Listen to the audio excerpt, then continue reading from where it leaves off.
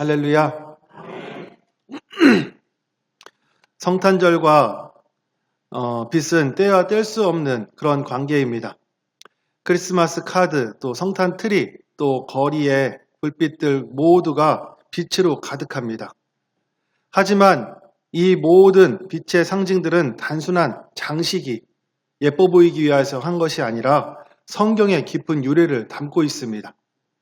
예수님께서 유대 베들레헴에 태어나시던 그날 밤, 들에서 밤새 양떼를 지키던 목자들에게 한 천사가 나타났고 구원의 기쁜 소식이 그들에게 전해졌습니다. 누가복음 말씀에 보면 그 지역의 목자들이 밤에 밖에서 자기 양떼를 지키더니 주의 사자가 곁에 서고 주의 영광이 그들을 두루 비침에 크게 무서워하는지라. 여기서 말하는 주의 영광, 이것은 단순한 자연의 빛이 아니라 태양과 전등과 같은 그런 빛이 아니다라고 성경은 이야기를 합니다. 이것은 하나님의 임재를 상징하는 영적인 빛입니다. 여러분들이 성화를 보시다 보면 예수님 뒤에 빛이 비치는 그러한 모습의 성화를 보신 적이 있을 것입니다. 이와 같이 하나님께서 거룩한 빛으로 우리에게 오신 것, 그것이 바로 예수 그리스도시다. 물리적인 빛은 우리에게 유익을 주지만 그 빛은 우리의 영혼을 구원하지 못합니다. 하지만 예수님께서 비춰주시는 빛은 다릅니다. 그 빛은 영혼을 비추고 어둠을 몰아내며 죄에서 건지는 구원의 빛인 줄 믿습니다. 세상에 수많은 빛이 있지만 예수님만이 유일하신 참 빛이다. 빛은 어둠을 이깁니다. 이 사실은 변함없는 진리입니다. 작은 성냥 하나가 깜깜한 방의 어둠을 뚫습니다. 그렇다면 예수님의 빛은 어떠하신가? 그분은 단순한 빛이 아니라 크고 찬란한 빛, 참 빛, 그 빛으로 이 땅에 오셨습니다. 오늘 우리가 함께 읽은 이사야서 이 말씀은 예수님이 오시기 전 약 700여 년 전에 예언한 말씀입니다. 스브론 땅과 납달리 땅, 해변길 요단강 저편, 그리고 갈릴리 지역, 이 지역은 이스라엘 북부 지역으로 곧 갈릴리 지역이다라고 일컬어지는 장소들입니다. 이곳은 역사적으로 외세의 침략이 가장 많이 일어났었던 곳이었으며 이스라엘에게는 변방과 같은 지역입니다. 이방인들과 피가 섞였고 그리고 고통과 전쟁과 또 세상 사람들로부터 멸시를 당했던 땅. 그러나 놀라운 것은 바로 그곳에서 예수님이 찾아오셨다라는 것입니다. 흑암이 짙은 이 땅에 소외당하고 고통하고 있는 자들이 있는 그곳에 예수님께서 빛으로 오셨다. 이사야의 예언은 단지 갈릴리에만 국한되어져 있는 그러한 이야기가 아닙니다. 이 말씀이 암시하는 것은 예수님은 모든 어두운 땅, 모든 소외된 영혼, 모든 고통받는 현장에 찾아오신다라는 것을 보여줍니다. 빛이 오면 어둠이 물러갑니다. 예수님이 오시면 고통의 흑암도 사망의 그늘도 사라집니다. 예수님의 탄생은 단지 한 아이의 탄생이 아니라 세상의 어둠을 몰아내는 결정적인 빛의 등장입니다. 예수님은 친히 이렇게 말씀하셨습니다. 나는 빛으로 세상에 왔나니 무릇 나를 믿는 자로 어둠에 거하지 않게 하려 함이로다. 사랑하는 성도 여러분, 오늘도 어둠 가운데 살아가고 있는 우리 인생에 예수님이 오셔서 빛 대신 예수님께서 찾아오셔서 우리의 어두운 마음을 몰아내 주시고 우리의 답답함을 몰아내 주시고 우리의 흑암과 같은 우리의 인생 가운데 생명의 빛, 희망의 빛, 소망의 빛을 비춰주시기를 소망하며 예배 자리에 나아가시는 귀하고 복된 우리 모두가 되시기를 주님의 이름으로 축복합니다. 성경에 보면 예수님이 빛으로 오셨는데 그 오신 그 예수님이 어떠한 모습으로 또 어떠한 능력으로 우리에게 찾아오시는가? 크게 세 가지로 우리가 볼 수 있는데 첫 번째는 바로 생명의 빛으로 우리에게 찾아오신다라는 것입니다. 우리가 사는 세상에는 빛이 없으면 존재할 수 없습니다. 빛이 있어야 식물이 광합성을 하고 생명을 유지합니다. 그 식물은 동물이 먹어서 동물을 살아가게 합니다. 인간도 마찬가지입니다. 우리의 육신은 물리적인 빛이 없으면 건강을 유지할 수 없습니다. 하지만 인간은 단지 육신만으로 살아가는 존재가 아닙니다. 우리는 영혼을 가진 존재입니다. 그래서 우리는 햇빛만으로는 살아갈 수가 없습니다. 우리의 영혼은 영적인 빛이 필요합니다. 아담 이후로 인류는 죄로 인하여서 영적인 생명을 잃었습니다.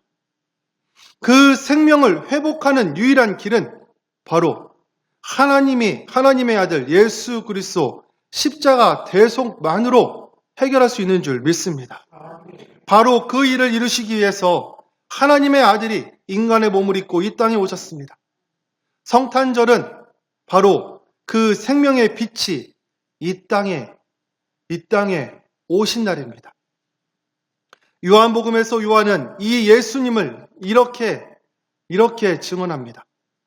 그가 태초에 하나님과 함께 계셨고 만물이 그로 말미암아 지은 바 되었으니 지은 것이 하나도 그가 없이는 된 것이 없느니라.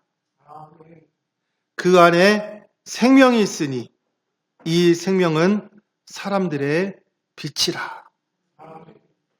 예수님 안에 그 생명의 빛이 우리의 영혼을 비칠 때 우리는 진정한 생명을 얻고 그 생명으로 참된 기쁨과 참된 만족과 참된 평안함과 그리고 참된 사랑을 우리가 경험할 수가 있다. 영혼이 깨어나고 살아나며 새로운 활력을 얻게 될 것이다. 이것이 곧 생명의 영생의 시작을 이야기하는 것입니다. 그렇다면 우리는 어떻게 이 생명의 빛을 비춰질 수 있을까? 어떻게 이 생명의 빛을 우리가 받을 수가 있을까? 예수님께서는 이렇게 말씀하셨습니다. 예수께서 또 말씀하여 이르시되 나는 세상의 빛이니 나를 따르는 자는 어둠을 다니지 아니하고 생명의 빛을 얻으리라.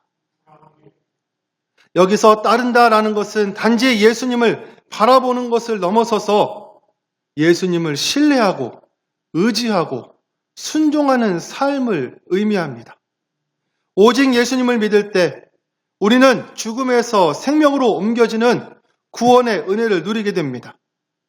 이 생명의 빛은 단순히 이 땅에서 누리는 것이 아니라 믿는 자에게는 이 땅에서 영생뿐만 아니라 궁극적으로 천국에서의 영광까지도 참여할 수 있다. 성경은 분명하게 이야기하고 있습니다. 계시록에서 천국은 이렇게 이야기합니다. 그 성은 해나 달의 비침이 쓸데가 없으니 이는 하나님의 영광이 비치고 어린 양이 그 등불이 되심이라. 천국에는 등불도 그리고 햇빛도 달빛도 필요가 없습니다. 예수님께서 친히 등불이 되어주시고 그분이 곧 빛이시기 때문에 그곳은 생명의 빛으로 충만하며 어두움이 전혀 없는 곳이다. 사랑하는 성도 여러분, 예수님을 진실하게 믿으며 육신의 형편의 열악함에도 기뻐할 수 있는 우리가 모두가 되는 방법, 그것은 바로 빛이신 예수 그리스도를 우리가 영접하는 것.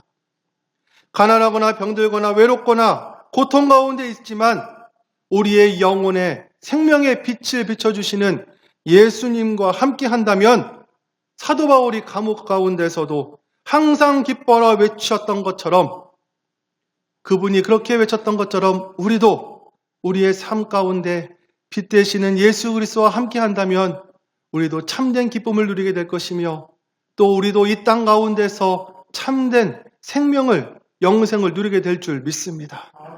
사랑하는 성도 여러분, 예수님께서는 생명의 빛으로 우리에게 오셨습니다. 그분은 희미하게 꺼져가고 있는 우리의 인생 가운데 빛으로 찾아오신 분이 바로 예수님이십니다. 성탄을 앞두고 우리 서운교회 모든 성도들이 이 아기 예수님의 생명의 빛으로 충만하여지는, 그분을 통하여서 회복에 충만하여지는 귀하고 복된 우리 모두가 되시기를 주님의 이름으로 축복합니다. 두 번째, 예수님은 치유하시는 빛이십니다. 그분은 치유하시는 빛과 치유하시는 빛을 바라시는 분이십니다. 인간의 죄로 인하여서 세상은 온갖 질병과 고통, 그리고 절망과 혼란으로 가득합니다.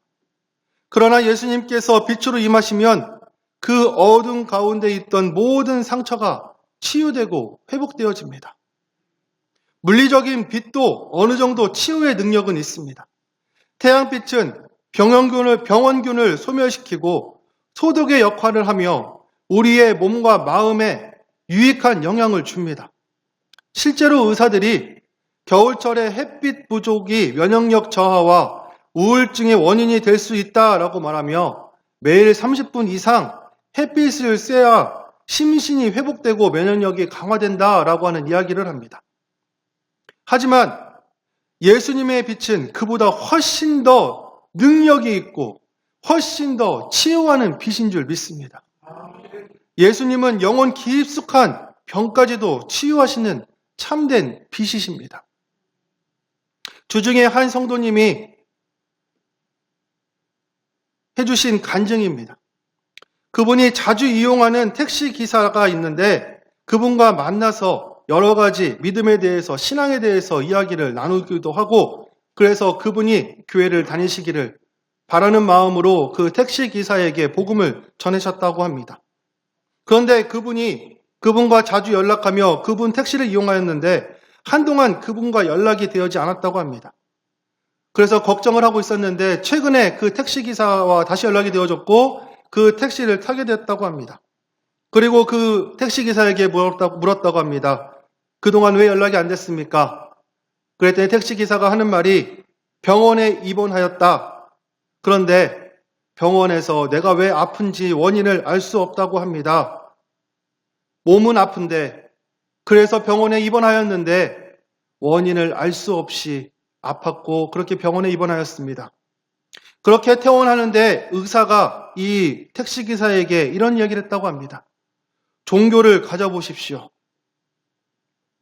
만날 때마다 교회를 다녀야 한다 권면하였었던 그분의 이 택시기사가 이 이야기를 듣고 본인을 만날 때마다 하나님에 대하여서, 교회에 대하여서 권면하였던 그 분의 이야기가 떠올라서 이분을 만나서 교회에 대해서 물었고, 또 이분은 그분에게 하나님에 대해서, 교회에 대해서, 복음에 대해서 이야기하였고 그분을 전도하였습니다라고 하는 그러한 이야기를 들었습니다. 사랑하는 성도 여러분, 육신을 고치는 의사도 알고 있었습니다. 영혼이 치유되어지면 육신이 회복되는 것을 그 의사도 알고 있었던 것 같습니다. 인간의 육체와 영혼은 서로 연결되어 있는 존재이기에 진정한 치유는 우리의 영혼이 치유되어야 진정한 치유가 될 수가 있다. 오늘 우리가 함께 읽은 이사야서 9장 말씀을 다시 한번 살펴보면 그 말씀을 살펴보기 위해 앞장 8장에 보면 19절서부터 22절까지 하나님의 말씀을 버리고 무당과 신접한 자, 그리고 어두운 곳을 찾아다니는 이스라엘의 모습을 볼 수가 있습니다.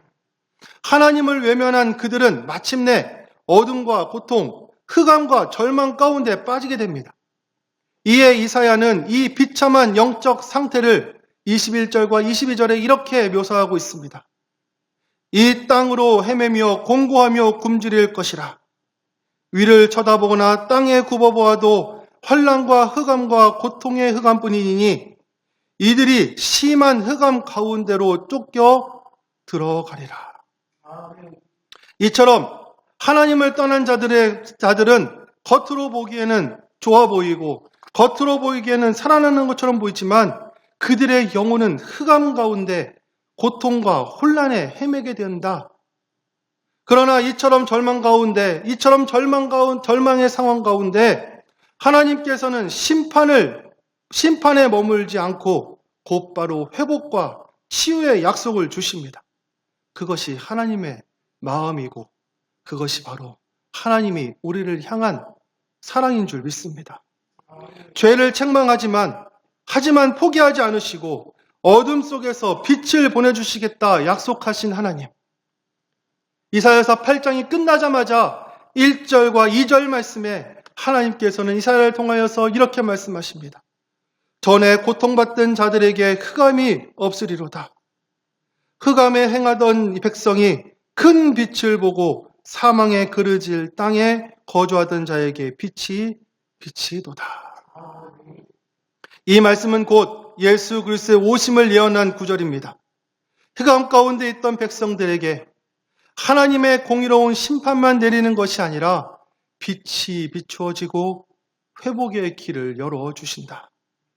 그 빛이 우리를 치유하는 예수 그리스도인 줄 믿습니다. 예수님의 오심은 단지 새로운 종교의 시작이 아니라 죄로 인해 무너진 인간의 영혼과 삶의 치유의 광선을 비추시는 하나님의 응답인 줄 믿습니다.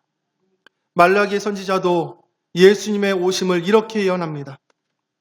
내 이름을 경외하는 너희에게는 공의로운 해가 떠올라서 치유하는 광선을 비추리니 너희가 나가서 외양간에서 나온 송아지같이 뛰리라. 예수님은 상한 마음을 싸매시고 병든 육체를 회복시켜 주시며 낙심한 자에게 희망을 주시는 치유하는 빛인 줄 믿습니다. 사랑하는 성도 여러분, 혹시 여러분들 삶 가운데, 우리 삶 가운데 흑암과 어둠 가운데 살아가며 또한 말할 수 없는 고통 가운데 살아가신 분이 계십니까? 죄의 무게로, 마음의 상처로 반복되어지는 절망감 속에 흑암을 경험하고 계시는 분이 계십니까? 그렇다면 오늘 예수님의 빛을 간절히 사모하시기 바랍니다. 그 빛은 죄를 이기고 심판을 넘어가며 우리 안에 회복과 소망과 치유와 기쁨을 다시 심어주시는 줄 믿습니다. 오늘 이 시간 우리의 마음을 열고 이렇게 기도하십시오. 주님, 제 어두운 영혼에 빛을 비춰주십시오. 치유하는 광선을 제게 주사 육신과 영혼이 온전히 회복되게 하여 주시옵소서.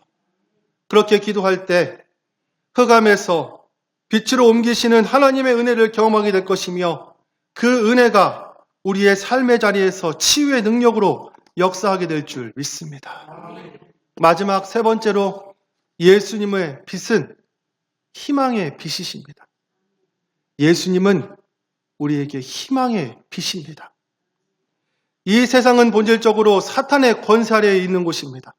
그래서 사탄은 끊임없이 우리에게 마음에 절망의 씨앗을 심습니다. 너는 안 돼.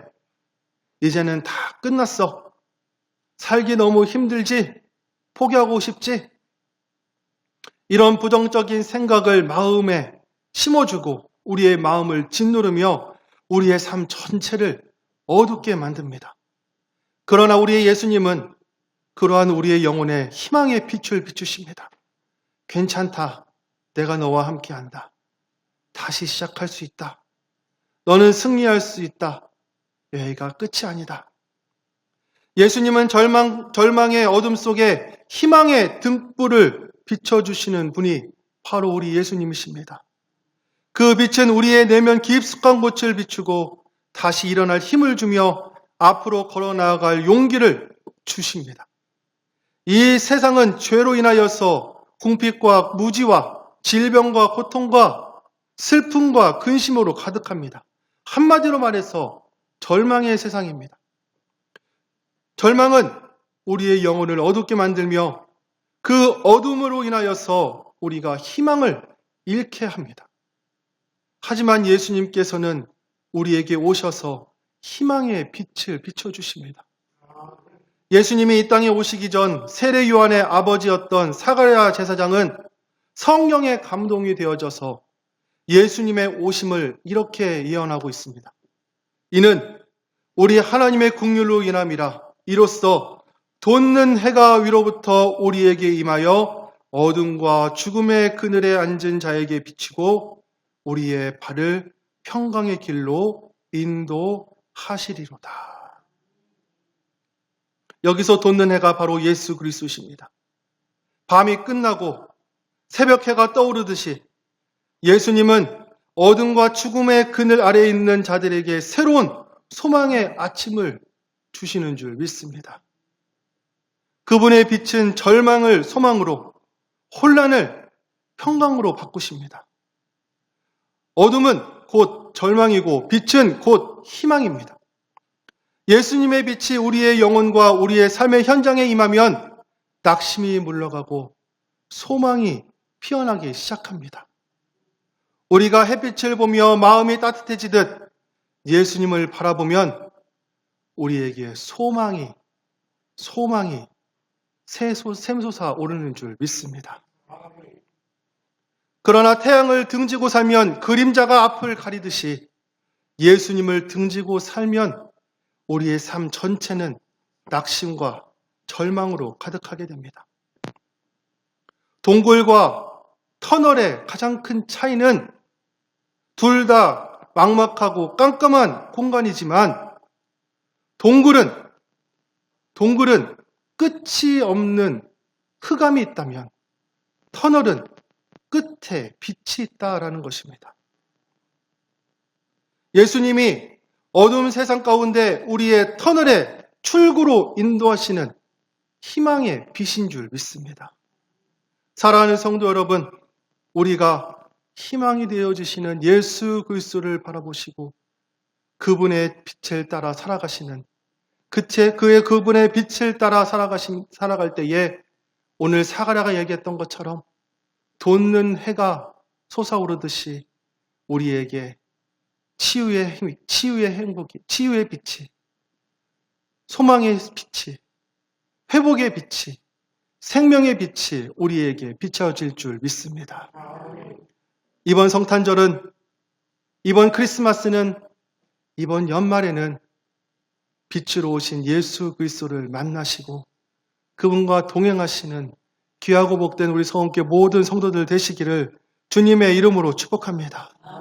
우리가 그분과 동행하려고 할 때에, 그분과 함께 하려고 할 때에 사도 바울이 에베소서 5장에 이야기했던 것처럼 저희가 전에 어둠이었더니 이제는 주 안에서 빛이라, 빛의 자녀들처럼 행하라 이야기했던 것처럼 이제 우리가 빛의 자녀가 되어져서 어두운 세상 가운데 빛이 되어지게 되고 흑암과 같은 우리 가정 가운데, 우리의 인생 가운데 빛이 되어져서 복음을 전하고 그리스도의 향기를 전하며 복음을 전하는 귀하고 복된 인생이 될 줄 믿습니다. 저와 여러분들이 이번 성탄절에 빛으로 오시는 예수 그리스도를 영접하시며 빛의 자녀답게 살아가시는 귀하고 복된 우리 모두가 되시기를 주님의 이름으로 축복합니다.